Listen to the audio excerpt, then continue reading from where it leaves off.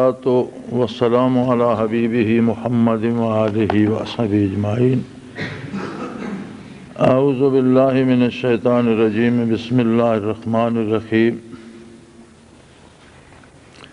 وممن حولکم من الاعراب منافقون ومن اہل المدینہ مرضوا علی النفاق لا تعلمهم نحن نعلمهم سنعذبهم مرتين ثم يردون إلى عذاب عظيم۔ اللهم سبحانك لا علم لنا إلا ما علمتنا إنك أنت العليم الحكيم۔ مولاي صل وسلم دائما أبدا على حبيبك من زانت به الأسر۔ 11ویں پارے میں سورہ توبہ میں یہ آیت کریمہ ارشاد فرمائی گئی۔ ایک عجیب فطرت انسانی ہے کہ جب حضور اکرم صلی اللہ علیہ وسلم نے بعثت کا اعلان فرمایا، اعلان نبوت فرمایا اور آپ صلی اللہ علیہ وسلم مبعوث ہوئے،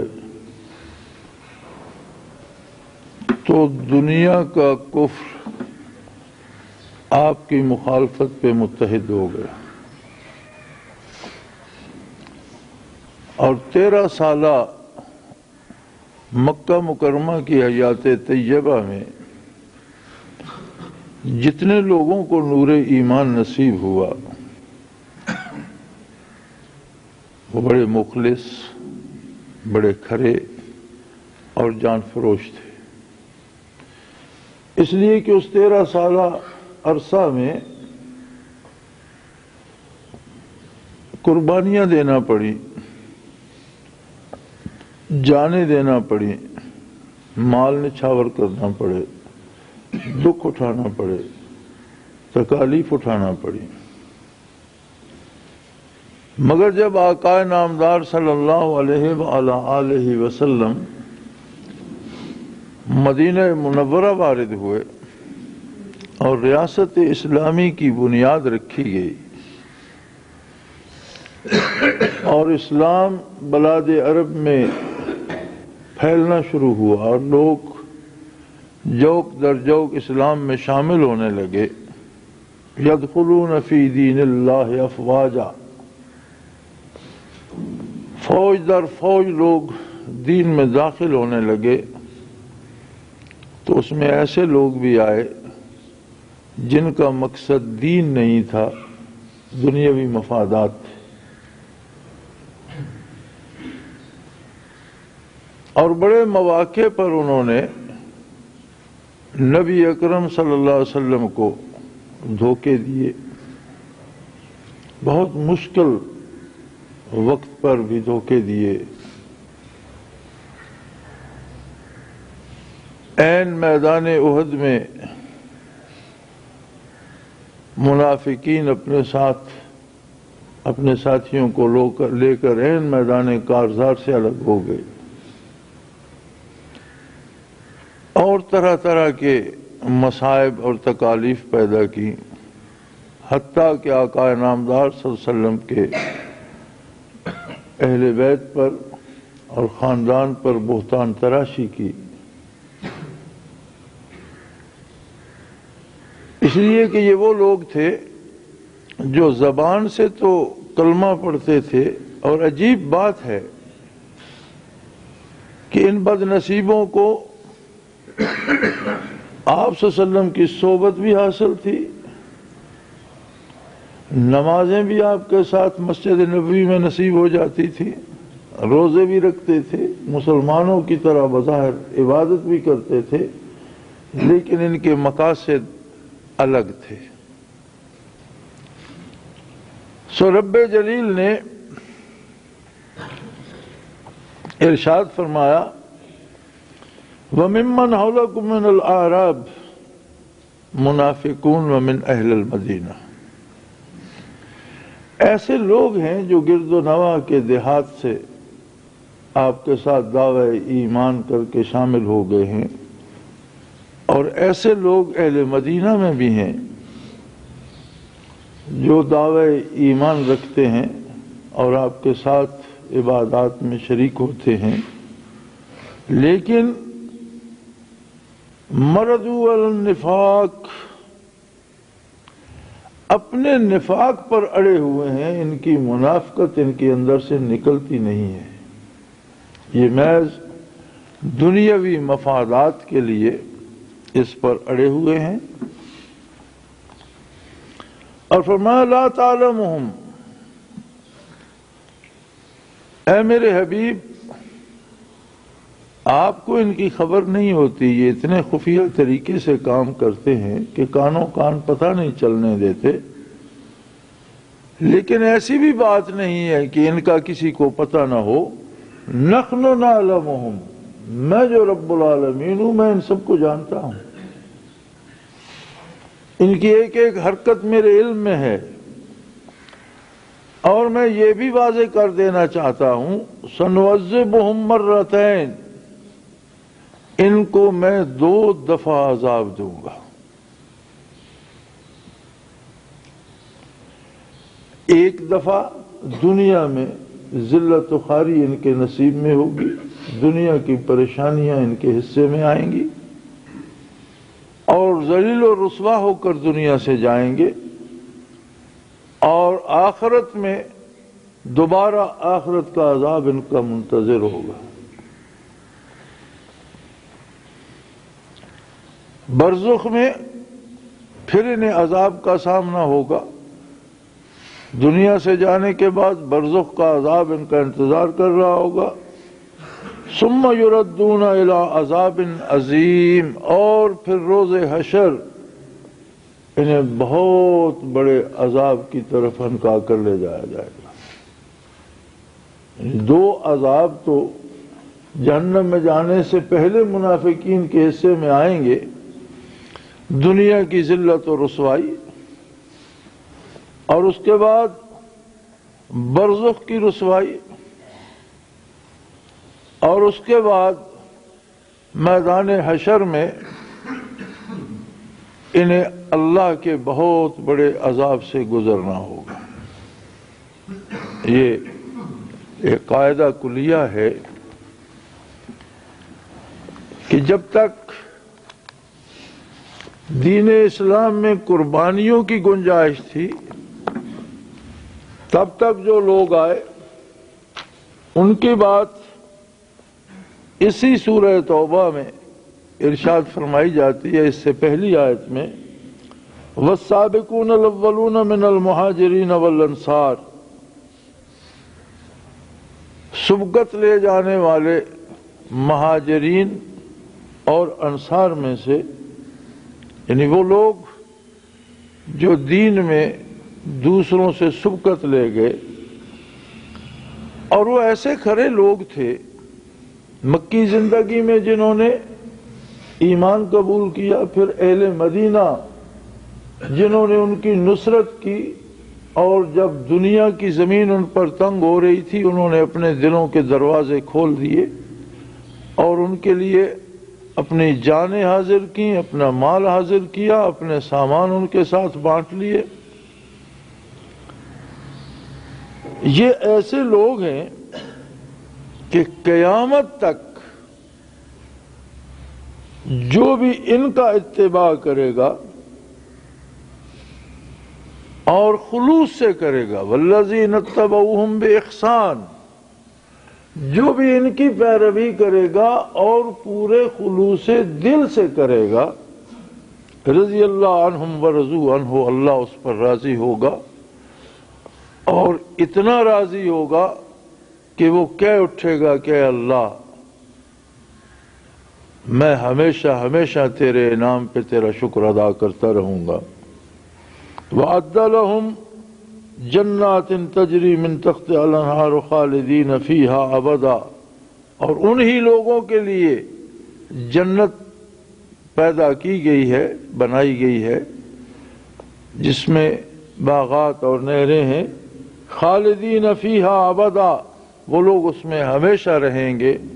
ذالک الفوز العظیم، اور یہی بہت بڑی کامیابی ہے۔ یہ وہ لوگ تھے جو ابتدائے اسلام میں خلوص کے ساتھ نبی علیہ الصلوۃ والسلام کے ساتھ محبت کے ساتھ، درد دل کے ساتھ، اور اللہ کی طلب میں حضور اکرم کی خدمت میں حاضر ہوئے اور ہر طرح کی قربانیاں دیں، اور اسلام کو قیامت تک کی مخلوق تک پہنچانے کا فریضہ اللہ نے ان سے لیا اور ان کی خدمات اللہ نے قبول فرمائی۔ قرآن کے امین وہی لوگ ہیں جنہوں نے آئندہ نسلوں تک قرآن کریم پہنچایا جو ہم تک پہنچ رہا ہے۔ نبی اکرم صلی اللہ علیہ وسلم کی ایک ایک ادا کے امین یہی لوگ ہیں جو انہوں نے آگے پہنچائی، جو آج تک ہم تک، اور ہماری ذمہ داری ہے کہ ہم آنے والی نسلوں تک پہنچائیں۔ اور یہ لوگ بے احسان، درد دل کے ساتھ، خلوص کے ساتھ۔ احسان کیا ہے؟ حدیث احسان میں اس کی تشریح حضور اکرم صلی اللہ علیہ وسلم نے ضرور یہ فرمائی کہ احسان یہ ہے کہ ان تعبد اللہ کأنک تراہ، احسان یہ ہے کہ تو اللہ کی عبادت اس طرح کرے جیسے تو اللہ کو اپنے روبرو دیکھ رہا ہے۔ فَإِن لَمْ تَكُنْ تَرَاهُ فَإِنَّهُ يَرَاكَ، اور اگر یہ درجہ نہ حاصل ہو سکے تو کم از کم یہ یقین کامل ہونا چاہیے کہ اللہ تو مجھے دیکھ رہا ہے۔ یعنی احسان یہ ہے کہ جو کام کیا جائے اس خلوص سے کیا جائے کہ گویا وہ اللہ کے روبرو کیا جا رہا ہے۔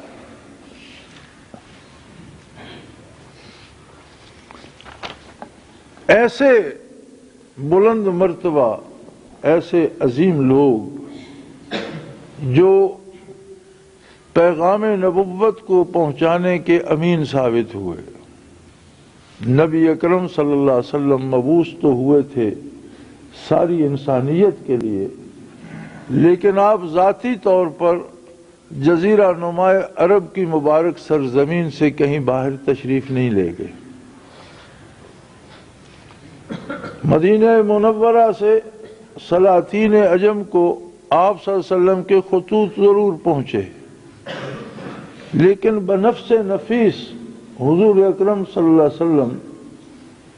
جزیرہ نما عرب سے باہر تشریف نہیں لے گئے۔ تو وہ امانت جو روئے زمین کے انسانوں تک پہنچنی چاہیے تھی، اس کا حق آپ کے خدام نے، صحابہ کرام نے، سابقون الاولون نے، مہاجرین و انصار نے اس طرح ادا فرمایا کہ 23 برس زمانہ نزول قرآن ہے، اور وصال نبوی کے بعد 23 برسوں میں قرآن کا پیغام روئے زمین کے کونے کونے تک پہنچ چکا تھا۔ تاریخی اعتبار سے دیکھ لیا جائے تو نزول قرآن اور وصال نبوی کے بعد جب قرآن کی تکمیل ہو گئی، نبی علیہ السلام نے دنیا سے پردہ فرمایا، تو ان جان نثاروں نے روئے زمین کے ایک گوشے سے دوسرے گوشے تک اور فقیر کی جھونپڑی سے شہنشاہ کے محل تک اللہ کا پیغام پہنچا دیا، بلکہ معلوم دنیا کی 3/4 کو اسلامی ریاست میں تبدیل کر دیا۔ اور جو اسلام آج کا مسلمان کہتا ہے کہ اس کا نفاذ ممکن نہیں، وہی اسلام دنیا کے 3/4 حصے پر نافذ کر کے دکھایا، اور کافر کو اور نہ ماننے والے کو بھی اگر انسانی حقوق ملے تو اسی نفاذ اسلام کے زیر سایہ ملے، اور اگر کافر کو بھی انصاف نصیب ہوا تو اسی عہد صحابہ و تابعین، تبع تابعین میں اور اسلامی قانون کی عملداری میں اور اسلام کی عدالتوں سے غیر مسلموں کو بھی انصاف نصیب ہوا۔ جہاں یہ روشن ستارے جنہیں نبی کریم صلی اللہ علیہ وسلم نے فرمایا اصحابی کالنجوم فبأیہم اقتدیتم اہتدیتم، میرے صحابہ ستاروں کی مانند ہیں، تم جس کے دامن سے وابستہ ہو جاؤ گے ہدایت پا جاؤ گے۔ بے مقتدی، تم جس کی پیروی اختیار کر لو گے اہتدی تمہیں ہدایت نصیب ہو جائے گی۔ او کما قال رسول اللہ صلی اللہ علیہ وسلم۔ ان روشن ستاروں میں ایسے بد نصیب بھی تھے کہ جن کے بارے ارشاد فرمایا گیا کہ تمہارے گرد یہ دیہاتی لوگ جو جوک در جوک آ رہے ہیں، ان میں بھی اور مدینہ کے رہنے والوں میں بھی، شہر کے رہنے والوں میں بھی ایسے لوگ ہیں جو باوجود آپ صلی اللہ علیہ وسلم کے ساتھ رہنے کے اپنے نفاق پر اڑے ہوئے ہیں، مردو النفاق، اپنے نفاق پر اڑے ہوئے ہیں اور آپ کو خبر نہیں ہونے دیتے، لیکن مجھے بے خبر نہیں رکھ سکتے، میں انہیں جانتا ہوں۔ اور اللہ کریم فرماتے ہیں سنعذبہم مرتین، ایسے لوگوں کو دو عذابوں میں سے گزرنا پڑے گا، زندگی میں بھی ذلت خواری، برزخ میں بھی ان پر عذاب ہوگا، اور اس کے بعد ایک بہت بڑے عذاب آخرت کے دائمی عذاب کی طرف لوٹا دیے جائیں گے، جہاں ہمیشہ ہمیشہ عذاب کی نظر رہیں گے۔ دین اسلام تعلیمات نبوی علی صاحب الصلاۃ والسلام اور برکات نبوی علی صاحب الصلاۃ والسلام کا آمیزہ ہے۔ نبی علیہ الصلاۃ والسلام نے جس طرح تعلیمات فرمائیں، اسی طرح انسانوں میں وہ احسان بھی بانٹا، وہ جذبہ احسان، وہ پاکیزگی، وہ طہارت، وہ خلوص، وہ درد دل، وہ محبت اللہ اور اللہ کے رسول کی، اللہ کے دین کی، آخرت کی، وہ بھی آپ نے تقسیم فرمائی، جسے برکات نبوت کہا جاتا ہے۔ اور تب سے تا امروز علماء ظواہر نے قرآن حکیم کی، حدیث پاک کی،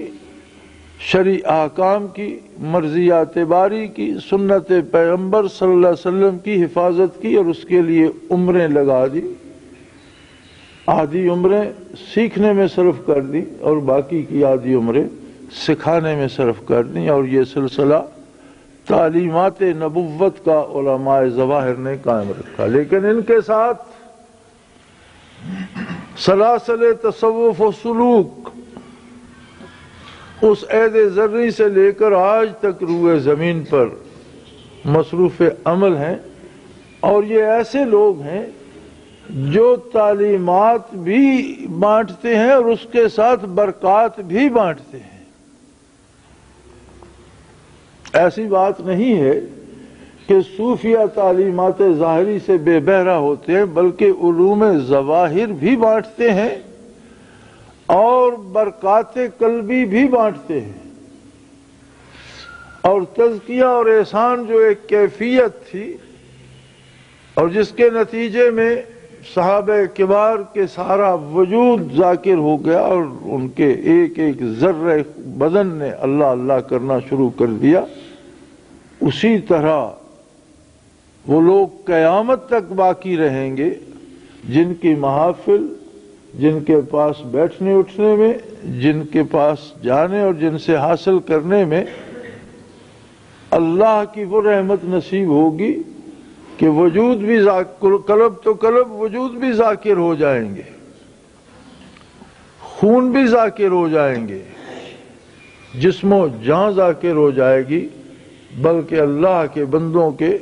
لباس ذاکر ہو جاتے ہیں، جو جوتا استعمال کرتے ہیں وہ ذاکر ہو جاتا ہے۔ اور اس زمن میں صوفیاء کے حالات پر نظر دوڑائی جائے تو تمام تاریخ تصوف اس بات سے بھری پڑی ہے کہ کیسے کیسے عجیب اللہ کے بندے گزرے اور انہوں نے کتنی محنتیں کی، کتنی جانفشانی کی،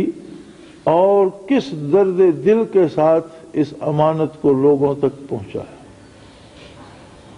یہ آسان کام نہیں ہے. یہ محض وہ لوگ کر سکتے ہیں جن سے اللہ یہ کام لیتے ہیں. یہ اللہ کا ایک اعزاز ہے کہ یہ خدمت وہ جس کو نصیب کر دے اسی کے حصے میں آتی ہے، اور یہ اتنی عظیم خدمت ہے کہ لوگوں کی عمریں اس کے لیے وقف ہو جاتی ہیں. تمام اولیاء اللہ کے فضائل کے ہم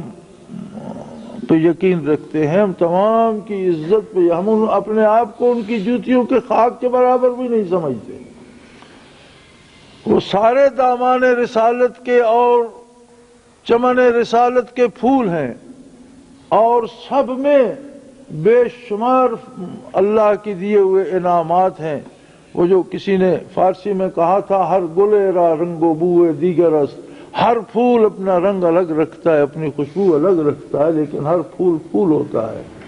اسی طرح اولیاء اللہ سارے اللہ کے مقبول ہیں، اور امت میں ان گزشتہ 1450 سالوں میں اتنے ولی اللہ گزرے ہیں کہ شاید آسمان پر اتنے ستارے نہ ہوں.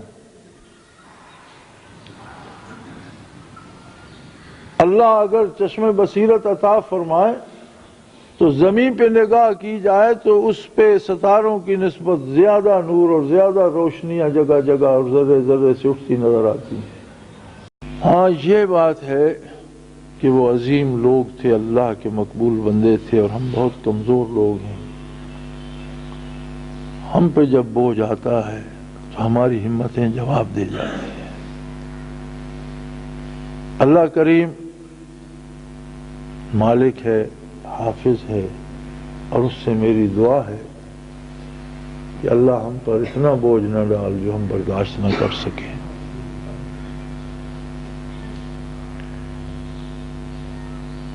ہم میں وہ ہمت ہے، وہ حوصلہ نہیں ہے، کمزور لوگ ہیں، لیکن اللہ کی حفاظت پر انشاءاللہ قائم ہیں اور قائم رہیں گے. کوئی سازش، کوئی فتنہ اس راستے سے ہٹا نہیں سکتا. وآخر دعوانا الحمدللہ رب العالمین.